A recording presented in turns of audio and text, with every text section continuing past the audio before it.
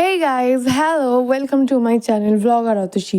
তো লাস্ট ব্লগে আমি তোমাদের যেটা বলেছিলাম যে আমি আলিপুর জু থেকে বেরিয়ে ওই দিন অন্য আরেকটা জায়গা গেছিলাম। তো সেটা আর অন্য কোথাও না, সেটা আলিপুর জেল মিউজিয়াম। তোমরা অনেকেই জানো হয়তো এই মিউজিয়ামটার ব্যাপারে, অনেকেই গেছো, বাট আমার এটা ফার্স্ট টাইম ছিল। তো আমি আজকে সেই এক্সপিরিয়েন্স তোমাদের সাথে শেয়ার করব।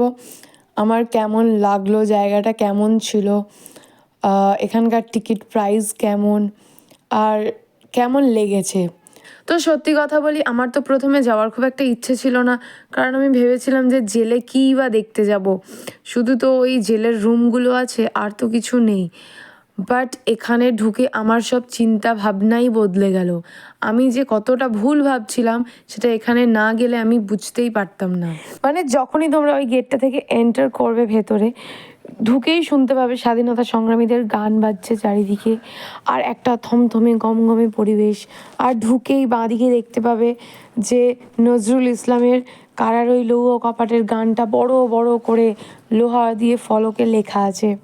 তো যেটা দেখে মানে ঢুকতেই তোমার পুরো মুডটাই পাল্টে যাবে। তুমি ওটা গেটের বাইরে তোমার আলাদা মুড ছিল, বাট ঢোকার সাথে সাথে মুডটাই পুরো বদলে যাবে। আর যখন আমি গিয়ে ওই ফাঁসির মঞ্চটার ওখানে পৌঁছালাম, ট্রাস্ট মি, যেন সব কিছু ইম্যাজিন করতে পারছিলাম। তোমরা ওখানে গেলে বুঝতে পারবে, যেখানে ফাঁসির মঞ্চটা আছে ঠিক তার পেছনেই ওখান থেকেও জেলের রুমগুলো ছিল, জানলাগুলো ছিল। মানে যারা ওখানে জেলে ছিল তারা ওখান থেকে ফাঁসিগুলো দেখতে পেতো। আই মিন সিরিয়াসলি আমরা বাইরে থেকে অতটা অবজার্ভ করতে পারি না, বাট সত্যি একটু ভালো করে ভাবলে মানে কেমন গায়ে কাঁটা দিয়ে উঠে, যে জেলের লাইফটা কতটা কষ্টের, কতটা খারাপ। এর আগে যখন আমি আন্দামানের সেলুলার জেলে গেছিলাম, তো ওখানে তখন হয়তো ছোট ছিলাম বলে জানি না এতটা কেন ডিপলি আমি ফিল করতে পারিনি। বাট এই জেলটা এসে, বিশেষ করে যখন ওই নেতাজি সুভাষচন্দ্র বোসের জেল রুমগুলোতে গেলাম, ট্রাস্ট মি, ওখানে গিয়ে না মানে কেমন একটা ফিল করছিলাম আমি। তবে এটুকু বলতে পারি তোমাদের, যে এখানে গেলে তোমাদের আর কিছু হোক না হোক, আমাদের দেশের স্বাধীনতা সংগ্রামীদের প্রতি অগাধ শ্রদ্ধা আরও আরও আরও বেড়ে যাবে। মানে সিরিয়াসলি তোমরা গেলে বুঝতে পারবে যে ওরা আমাদের দেশের স্বাধীনতার জন্য কত কষ্ট সহ্য করেছে। আর এখানে প্রত্যেকটা রুমের পাশে পাশে স্ক্যানার লাগানো আছে, অডিও স্ক্যানার। ওটা তোমরা স্ক্যান করলে যার রুমটা দেখছো, যার জেল রুমটা দেখছো, তার সম্পর্কে কিছু ভয়েস আছে, সেগুলো জানতে পারবে, শুনতে পারবে। তো এরকম সুন্দর করে আলিপুর জেল মিউজিয়ামটাকে বানানো হয়েছে। এখানে গেলে তোমরা যত স্বাধীনতা সংগ্রামীরা এই জেলে এসেছিলেন তাদের প্রত্যেকের রুমগুলো দেখতে পাবে। অ্যান্ড প্রত্যেকের রুমগুলোকে এরা খুব সুন্দর করে গাইড করে রেখেছে তোমাদের বোঝার জন্য। তো সবটাই নিজেরা বুঝতে পারবে তোমরা। ওখানে না গেলে বিশ্বাস করো, আমার এই ভিডিও দেখে হয়তো কিছুই বুঝতে পারবে না। এখানে এই রুমটা পণ্ডিত জওহরলাল নেহেরুর, এছাড়াও তো তোমাদেরকে দেখালাম নেতাজি কক্ষ।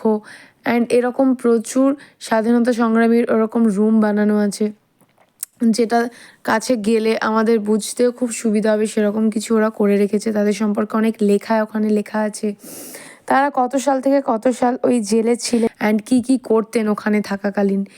তো এরকম খুব সুন্দর করে ওটা গাইড করা আছে। তো তারপর ওখান থেকে বেরিয়ে জেলের অন্য একটা দিকে আমরা ঘুরতে চলে এলাম। একবারে তোমাদের পুরো গ্রাউন্ডটা দেখানো পসিবল না।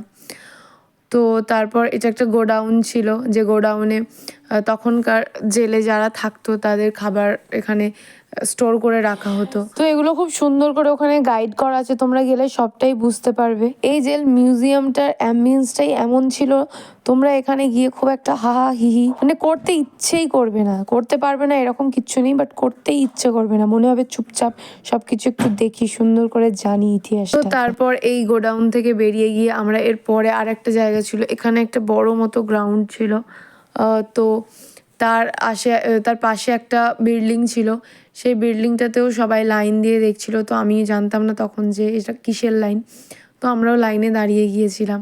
তারপর সিঁড়ি দিয়ে ওপরে উঠে গিয়ে দেখলাম এটা ছিল সেই রুমটা যেখানে আন্দামান থেকে যে বন্দীদেরকে নিয়ে আসা হতো, তাদেরকে কীভাবে এখানে রাখা হতো, কীভাবে টর্চার করা হতো, তাদের স্ট্রাগল সব কিছু ওখানে সুন্দর করে গাইড করা ছিল। তো এই যে আলিপুর জেল মিউজিয়ামটা, এখানে আরও বিভিন্ন রুম ছিল, বাট সব রুমে যাওয়া তো ভিজিটারদের জন্য অ্যালাউড ছিল না। বেশিরভাগটাই হয়তো বলবো ওরা রেস্ট্রিক্টেড করে রেখেছিল, বাট যেটুকু দেখার জন্য দিয়েছিল তুমি বিশ্বাস করো, মাত্র 30 টাকায় আমাদের স্বাধীনতা সংগ্রামীদের এই এত ইতিহাস যে তোমরা জানতে পারবে, সেটা না গেলে বুঝতে পারবে না। তো এই ছিল আজকের ব্লগ। ভালো লাগলে লাইক দিও, চ্যানেলটা সাবস্ক্রাইব করো, আর একবার হলেও এখান থেকে ঘুরে এসো। টাটা।